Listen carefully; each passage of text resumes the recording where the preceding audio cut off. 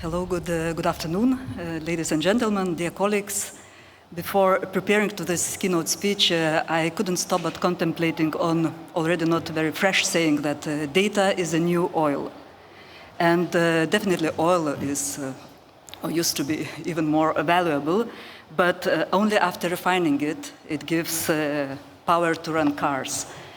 So there's something similar with the data. And the business sector uncovered the potential of data in a variety of ways, advancing innovation in retail, logistics, healthcare, everywhere. However, governments were not that fast. And let me share a few experiences and observations on this specific subject. I would like to start with, I hope it's not overstatement, that we live in exceptional times. And we observe globally increasing tensions between democracies and autocracies. And one of most evident examples of that is brutal Russia's war in Ukraine. But also democracies as Lithuania and many others have experienced firsthand the capacity of countries as China to use unofficial economic restrictions to undermine important economic sectors. And we must constantly prove to our citizens and to ourselves that democracies with inclusive and therefore slow, unfortunately, processes still can be able to efficiently manage crises, deliver day-to-day results to their citizens, and sustain an environment for wealth creation.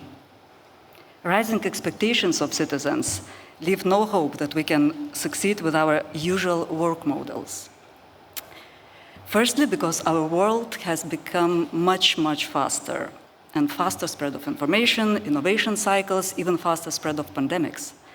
And our societies, driven by internet and mobile technologies, get used to expect instant responses, instant results, quick solutions. And this rapid reality puts us a lot of demand on the structures and the ways the governments works.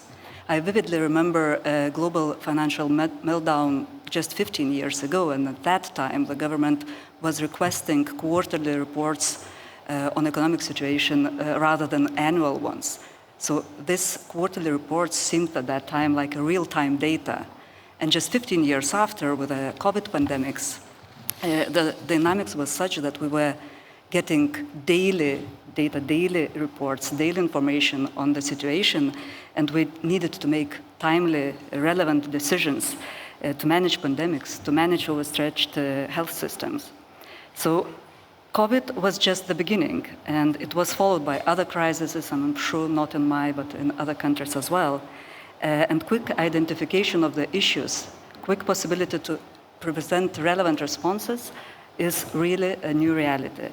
Because this fast world had become a new normal. And there's no reason to believe that we will somehow get back to old, slow. Digitization of the government was and still is probably the usual response to this faster world. And it always starts with better online services and digital processes, so we can provide them more efficiently and more relevantly. However, the value of convenience is really limited because it instantly becomes a new normal and everyone gets used to it. However, if we succeed in collecting and accessing reliable, integrated, and real-time data, that is not held protected by separate institutions, but available to everyone, to all public sector, our institutions and market can do so much more than just provide convenience. The big promise that comes from digital agenda is actually a true awareness and better decisions. The big promise can be, of course, delivered by analyzing data. We can better understand complex realities, interconnections of one another phenomena, and we can dismiss fake problems and concentrate on really significant ones. And deep insights can provide us hints on policy actions. Modeling using digital twin technology can help us better understand and predict how ecosystems function and to take better decisions regulating them. And detailed, reliable, real-time data provides us opportunities to better target our social policies and healthcare policies, and thus be more efficient. And we learned it hard way, I'm sure, as many of us here, last year when we had an energy crisis. Many countries have been implementing price compensation measures, and that was so much, very often across the board, really too little targeted. And therefore, we wasted a lot of resources and probably not necessarily were really targeted those who were mostly in need. So how Lithuania pursues this data employment vision, or data refinery, if one can say so. Starting from this year, from 2003, Lithuania has introduced laws and legislations that transformed our statistics department into National State Data Agency, which became a cornerstone of our new data strategy. It was assigned a mandate to stream data from institutions and also public sector, integrate them, anonymize, and provide data for public sector for various phenomena analysis. Thus, we overcome data departmentalization, allowing analysis and modeling of the data, not limited to the ministry or institution mandate, but we integrate many data sources into one. And so far, we integrated 100 of them, institutional data, most significant sources, ranging from tax, real estate, or road incident data, but data agency plans to integrate additional 300 in 2 years' term.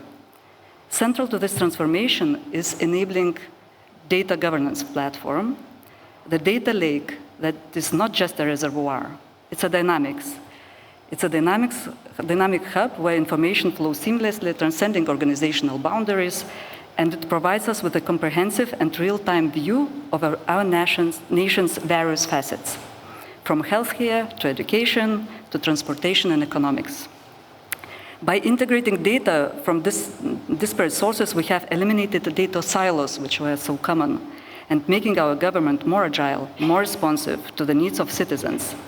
Importantly, one does not have to be scientists to really work with these tools, because tools are important, but not sufficient data to work.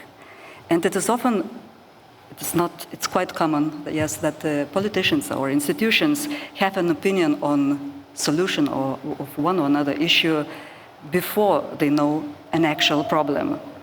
And the Chancellor of the government, which I am leading, enforces the requirements for evidence-based policymaking. We require that institutions demonstrate problems with comprehensive analysis of data, model changes, and define relevant observable indicators for the process. I feel that most significant outcome of this practice is finding that a lot of draft legislation solve non-problems. So we avoid necessary regulation now and focus on relevant problems that we can really solve, and data shows us where these problems are.